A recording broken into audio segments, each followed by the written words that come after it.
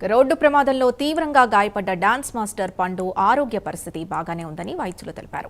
అతని కాళ్లకు తీవ్ర గాయాలయ్యాయన్న డాక్టర్లు అందుకు సంబంధించిన వైద్యం చేస్తున్నామని చెప్పారు. తిరిగి 6 నెలల్లో పండు మాస్టర్ నార్మల్ అవుతారని చెప్పారు. ఆయన హెల్త్ కండిషన్ కు సంబంధించి విశాఖపట్నంలోని మెడికవర్ ఆసుపత్రి వైద్యులు హెల్త్ బులెటిన్ ను విడుదల చేశారు.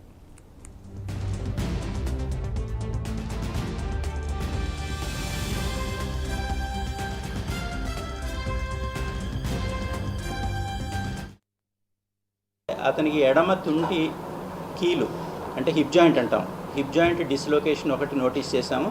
రెండోది 2 కాళ్ళు అంటే మోకాళ్ళ కిందన టిబియా బోన్ అంటాం, మోకాళ్ళ కిందన యాంకిల్ జాయింట్ పైన 2 కాళ్ళు విరిగిపోయింది.